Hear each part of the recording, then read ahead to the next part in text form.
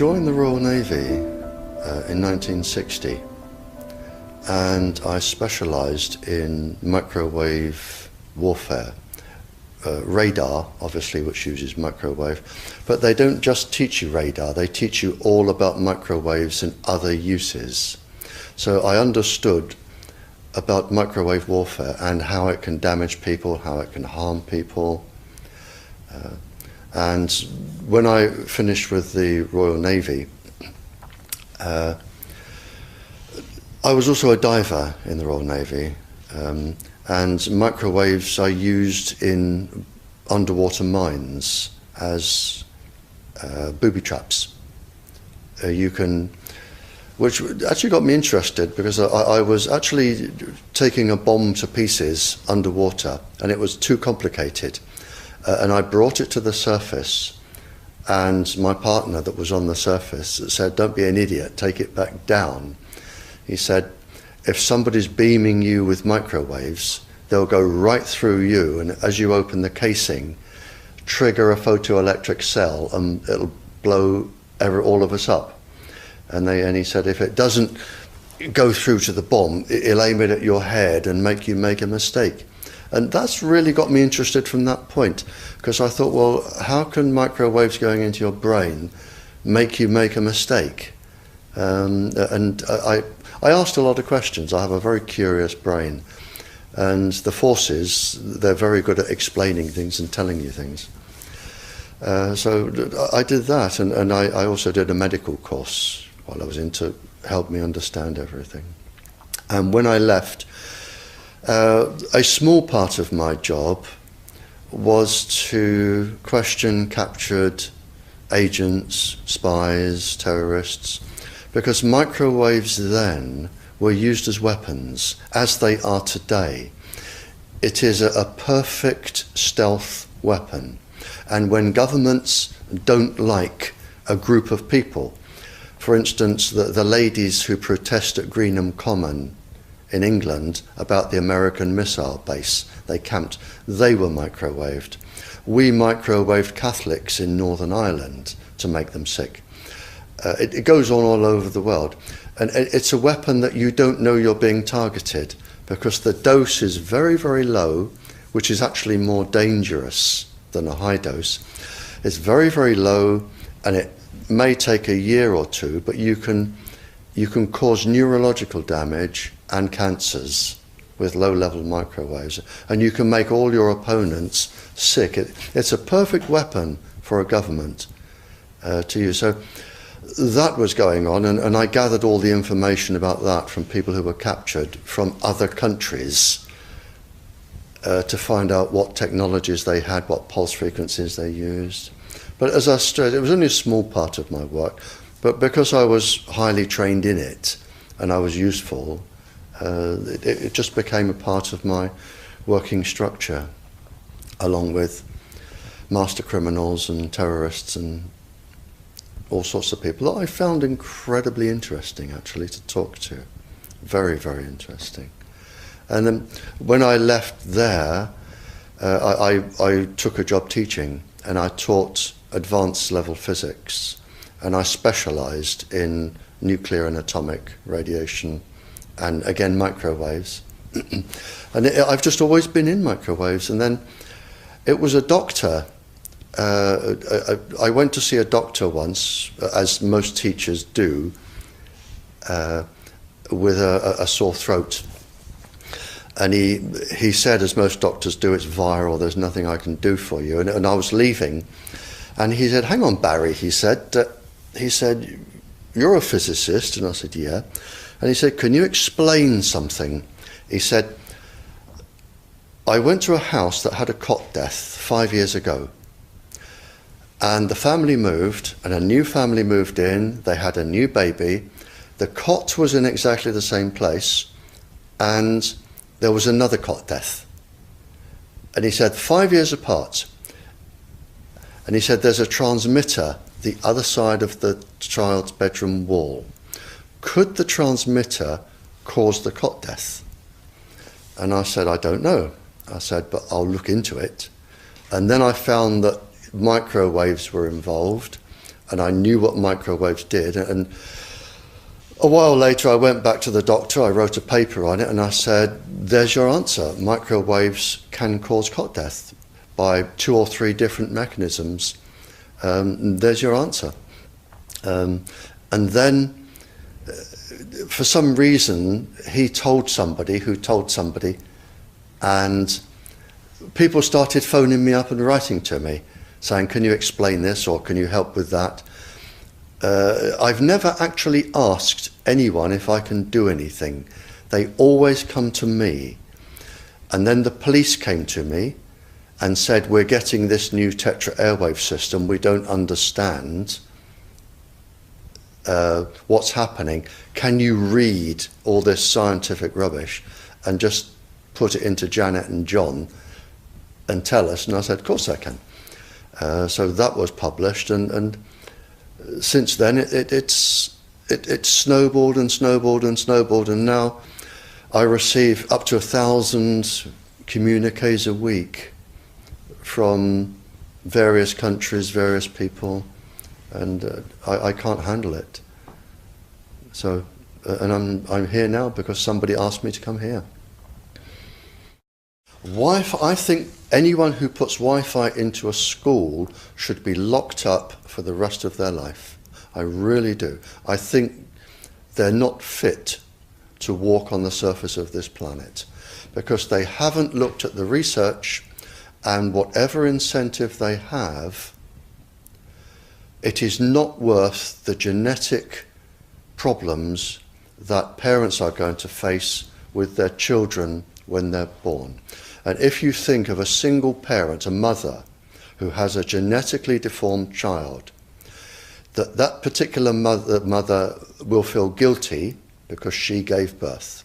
She will feel guilty, and she will be worried every single second of every single day for her life. She will worry that the child won't marry. If the child can marry, she'll worry that the children will carry the disease, which they will. She will worry when she dies who will take care of them. So you are condemning both the family and the children to a lifetime of absolute hell. And this is already published. It is available to look up. It's what I call intentional ignorance. They are offered some sort of incentive and they think, oh, this is going to be good, we'll have it. Now the problem is, imagine you are a 15-year-old schoolgirl. All of the 400,000 eggs in your ovaries were with you at birth. They're not fully developed, but they're with you. They are 10 times more susceptible to radiation than all of the other DNA in the body. And scientists don't realize that. They don't read all of the papers as I do. So you have this highly susceptible genetic material which is going to make your children. And you are irradiating it because Wi-Fi's, they are transmitters as well as the routers, as well as the ones either side of you. They are all transmitting at this height through your ovaries. So you are risking the damage, the DNA damage of your child every time you sit down and you use Wi-Fi. And it's like saying, if I smoke a cigarette, which one will cause the damage? The answer is I don't know. It could be the one today. So you now have a child that has a probability of being genetically damaged. But the real damage is when that child grows up. You have genetic material in your ovaries which could be damaged. Now, the real problem comes, so you have a child that could be born genetically damaged, but the real problem comes when you become pregnant. If you are a teacher or a mature student and you become pregnant. because the embryo inside your womb, in the first 100 days, all of those 400,000 eggs are forming in your embryo, your child's ovaries. So your child could be born with genetically damaged eggs.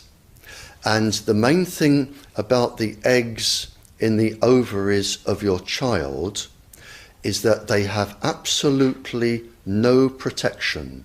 It hasn't been developed yet. We have a natural protection against microwaves. It was developed since the Stone Age against thunderstorms and massive amounts of radiation coming into our body. But in your embryo, your uterus, in the fetus, where your child is developing for the first 100 days, in the ovaries, the eggs do not have that protection. So they are at maximum risk from radiation. And for the first month or so, you wouldn't even know you were pregnant. You wouldn't even be taking precautions. That is the main danger area. So you give birth to a daughter, but her ovaries are now contaminated. She may be normal, she may be genetically damaged, but her ovaries are at the most risk. So when your daughter grows up and she becomes pregnant and has a baby, this is where one of these eggs will be fertilized and come out. So the real damage here is your grandchildren. That is where it is going to show most. And we already see this in animals that have reproductive cycles of a year or 2 years or 3 years. We're already seeing this, and it has been published by veterinary schools and vets and scientists, so we know this happens. And it's also been documented in the Cold War, when women were deliberately microwaved. So we know it does happen. The documents are there. And what you're risking by putting Wi-Fi into schools is the future generations of all of these girls. But it gets worse, because this particular DNA, the mitochondrial DNA inside you, and the DNA inside you, the mitochondrial DNA, you can trace unchanged to your mother, her mother, her mother, right the way back to the beginning of the human race in Africa, the Stone Age. You can trace your ancestors, if you could, right back to the very first lady. It is unchanged, the mitochondria. And that is being unchanged in your children, which means if you damage it, your child could be genetically damaged, then her child, and her child, and her child, forever. You are condemning the future generations of every single child until there are no more lines left in the female in your family. You must stop. A female must stop producing children for this to stop. So when you put Wi-Fi in schools, what you're saying is, for the sake of a little bit of money that saves getting a workman in to drill holes through the walls to feed cable, because it's cheaper, we're just going to put Wi-Fi in, but you can have genetically damaged children for the rest of your family's career. That's what we're saying.